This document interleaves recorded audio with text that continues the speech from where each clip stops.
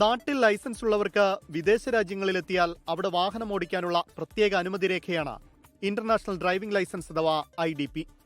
വിദേശത്തേക്ക് പോകുന്നവർ വിസ അടക്കമുള്ള രേഖകളുടെ പകർപ്പ് സഹിതം അപേക്ഷിച്ചാൽ മാത്രമേ IDP ലഭിക്കുകയുള്ളൂ.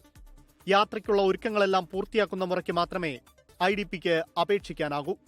അതിനാൽ അപേക്ഷകർക്ക് ഇതിനായി അധികം കാത്തിരിക്കാൻ കഴിയില്ല. അപേക്ഷ നൽകി 1500 രൂപയും അടച്ചാൽ IDP ഇതുവരെ വേഗത്തിൽ ലഭിച്ചിരുന്നു. എന്നാൽ ഒരു മാസമായി രേഖ ലഭിക്കുന്നില്ല. നാസിക്കിലെ കേന്ദ്ര പ്രസിൽ നിന്നുള്ള പ്രത്യേക പേപ്പറിലാണ് ഇത് അച്ചടിക്കുന്നത്.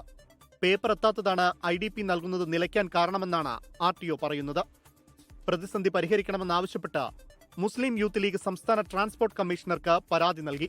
പുതുക്കുന്ന ലൈസൻസുകൾക്ക് ഇത് അച്ചടിച്ച് കൊടുക്കാത്ത പ്രശ്നങ്ങൾ കാരണം ഗൾഫിൽ പോകുന്ന ഇന്റർനാഷണൽ ലൈസൻസുകാർക്ക് ജോലിയെ വരെ ബാധിക്കുന്ന ഒരു സാഹചര്യത്തിലാണ് മുന്നോട്ട് പോകുന്നത്. നിരവധി ആളുകളുടെ ഉപജീവനം ജോലിമാർഗമൊക്കെ നഷ്ടപ്പെടുന്ന സാഹചര്യമുണ്ട്. ഇതിന് അടിയന്തരമായിട്ട് പരിഹാരം ഉണ്ടാകേണ്ടതുണ്ട്. മാത്രമല്ല ഫീസ് അടച്ച് കാത്തിരിക്കണം അവർ.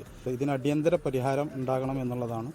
വിദേശ രാജ്യങ്ങളിലെത്തിയാൽ വേഗത്തിൽ അവിടുത്തെ ഡ്രൈവിംഗ് ലൈസൻസ് എടുക്കാൻ എളുപ്പമല്ല. പല രാജ്യങ്ങളിലും IDP ഉപയോഗിക്കാൻ 3 മാസം മുതൽ 1 വർഷം വരെ അനുമതി നൽകാറുണ്ട്. ചില രാജ്യങ്ങളിൽ 6 മാസമെങ്കിലും താമസിച്ചു കഴിഞ്ഞവർക്കേ അവിടുത്തെ ലൈസൻസ് ലഭിക്കൂ. അതുവരെ ഇവിടെ നിന്നുള്ള IDP ഉപയോഗിക്കാം. IDP ഉള്ളവർക്ക് വിദേശ രാജ്യങ്ങളിൽ അവിടുത്തെ ലൈസൻസ് എടുക്കാനും എളുപ്പമാണ്. വിഷയത്തിൽ അടിയന്തര നടപടി വേണമെന്നാണ് അപേക്ഷകരുടെ ആവശ്യം.